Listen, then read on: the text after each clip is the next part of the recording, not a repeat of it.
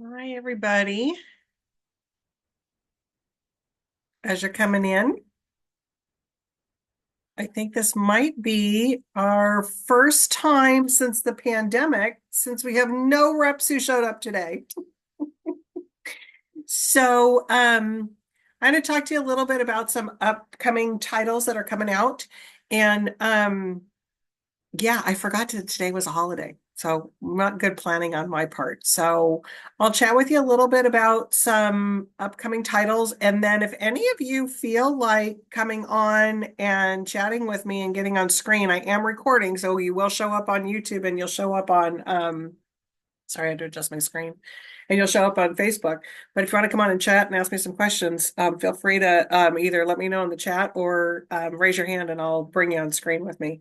So, anyways, as you see over my shoulder, I think that oh, was Shannon on here? I don't think Shannon was on here talking about this. So, one of our favorites, Stanley Tucci, he has got a new book out and it's called What I Ate in 1 Year.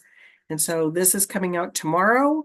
We have signed copies. So, I'm not sure I'll be able to like do this and get everything in the chat. Amanda's on vacation too, so I'm not going to be able to get this. I'll try and get this into the chat, but you can always just go to warwicks.com. Stanley Tucci, What I Ate. Love him, love his books. The last time, and I'm hoping the same time with this one, I'm not too sure. Last time I listened to this and he did the recording. I'm not sure if he's doing the recording on this one, but it was wonderful taking your walks with Stanley Tucci talking to you. So keep an eye out for that one.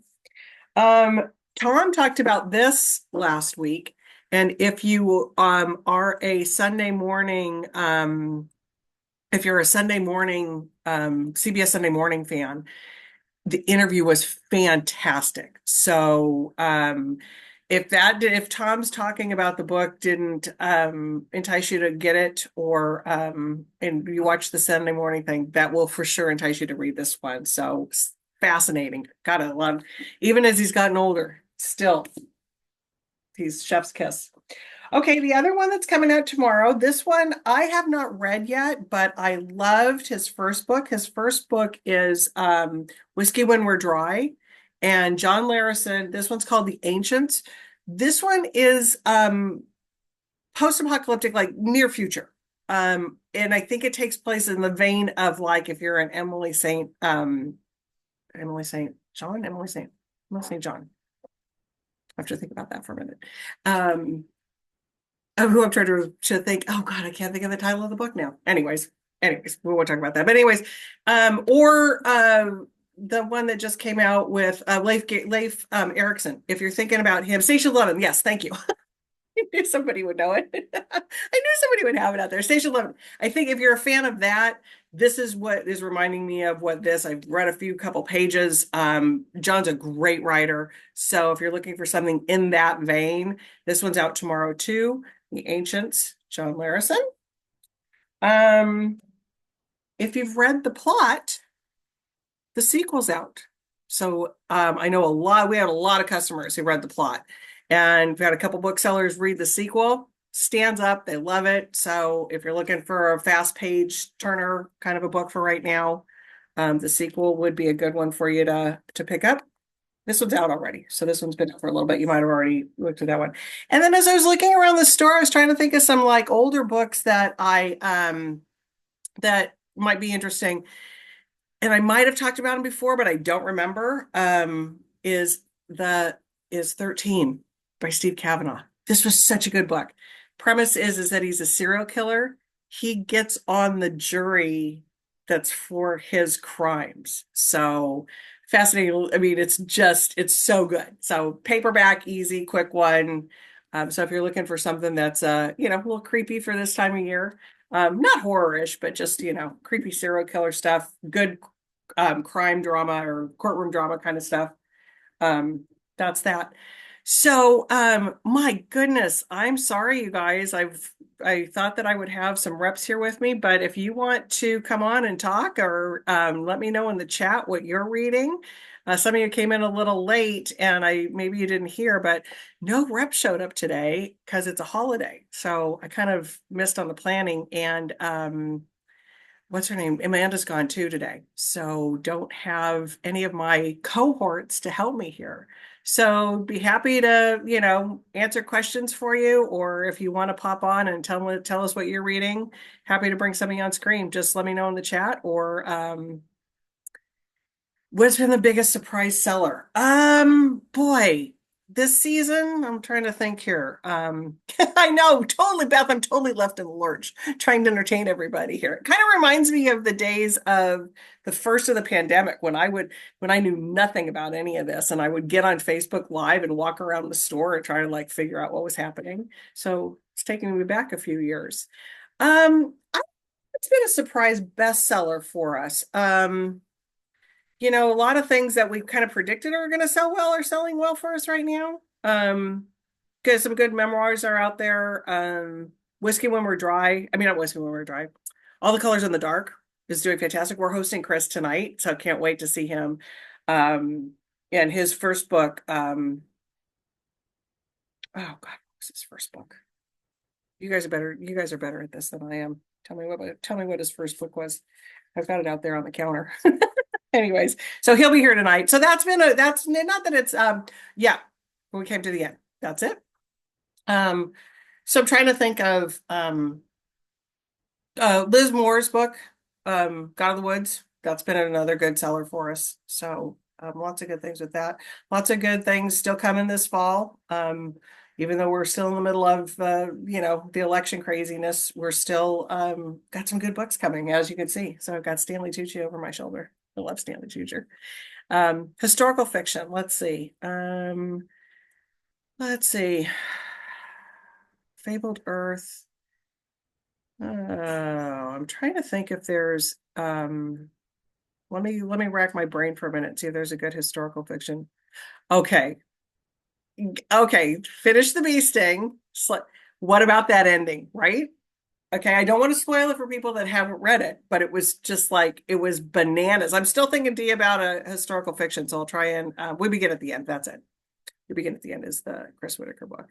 I'm afraid I'm going to do okay, spoiler. If you're going to read the bee sting, plug your ears or turn us off or whatever, because I am going to go in a little bit deep on this, which I usually don't. But I a lot of people say they didn't like the ending. I liked the ending of Bee Sting because I really couldn't figure out who he shot. Who he shot. Did you figure it out? Did you figure it out, Kim? I don't know. I mean, it was really an amazing. So if you haven't read Skippy, if you haven't read, I mean, if you've read Bee Sting, then go back and read Skippy Dies. Yeah, I kind of thought so too, Kim. It was just like it really did leave it. I mean, I think I know, but it really was. Okay, no, I didn't know that, Beth, that it was a callback to the beginning. So I'll have to go back and read the beginning of the book. Well, wait a minute. The beginning of the book, doesn't the beginning start at the wedding? Oh, shoot. I didn't. Okay. I got to go back and read that because it was I didn't know that there was a Easter egg out there for that one. I love that book. I just thought it was so good. Um, yeah, I mean, the Nobel Prize is always so. Dee's asking about were we surprised by the Nobel for literature? Sometimes the Nobel is like I don't know what their criteria. I don't know that anybody knows what their criteria is for when they're picking it. So, yeah. Okay, I thought of one for historical fiction. Did you read The Frozen River by Ariel Lawhon? Because that is one that is selling really well for us, and a lot of people are not just now discovering it, but picking it up. And the other one, oh, it's the Maestro. I think Gabe talked about it, the Houdini book. That's another one that our owner, Nancy, absolutely loves. Okay, I already gave the Frozen River. So, Pietro, oh, I should put us all on hold and go. Dee, I'll put it in the comments of on Facebook, the one that I'm thinking of for you for a historical fiction book. Yeah, Frozen River is really good. Oh, you're right, Beth. I forgot about, oh, and the other villain. Oh, yeah, yeah, yeah, yeah, yeah. Okay. Now it is all coming back. Um, okay, you got time for the historical fiction. I'll try, if I put it in I'll put it in the comments, or I will, also just, we'll talk about it next week too. But I know that I can picture exactly where it's out there on the floor. So I will go find it and put it on the comments when I put it on both YouTube and Facebook later. Um okay, yeah, we've got time to come up with a good historical fiction for you all. I'm reading a book right now. I don't have a copy of it, but it's not coming out until like April or May of next year. But it's called Friends of the Museum. And let me see, I can't, let's see if I can look it up and see if I can tell you who the author is. Let's see. It's one of the most unique. It's a book that takes place over one day, starts at like 5 in the morning in a museum. All these different, I'll share my screen here for you here real quick. All of these different characters, like it's a timeline, it's a countdown to the gala that they're having. Let's see, let me share a screen. It's got a wild, crazy cover. Okay, this is it. Um, But yeah, it's not coming out till April of next year. Anyways, Friends of the Museum. This I mean, crazy cover, right? The cover is it's bonkers. It's obviously a real painting of something. But so takes place over, you get these little snippets of basically you're in these people's heads and conversations that are happening from like 6 in the morning until this gala happens at 8 o'clock at night. And it's 470 some pages, but it reads so quick and it's so good. And I can't wait, but I know it's a long way away. I'm sorry that I'm talking about it now, but it's what I just read. So it's fresh in my head. I'm about 100 pages from being done. Yeah, it's so fun because it's just like it just goes, and all these crazy characters and people who are the behind the scenes of the museum. So really good one. And then I just got the new Colin McCann. I just got the new Wally Lamb. So lots of good things to look forward to in 2025 for sure. But I don't have anything else to chat about for right now. So like I said, sorry y'all that we didn't have anybody show up, but some good stuff to look forward to for, coming out tomorrow, and some good gift giving things. And with that, nobody has any other questions. It's an early sign off of tea time today. I know. It's a little slice of life. Yep. But I love it when it's just like that a one day thing.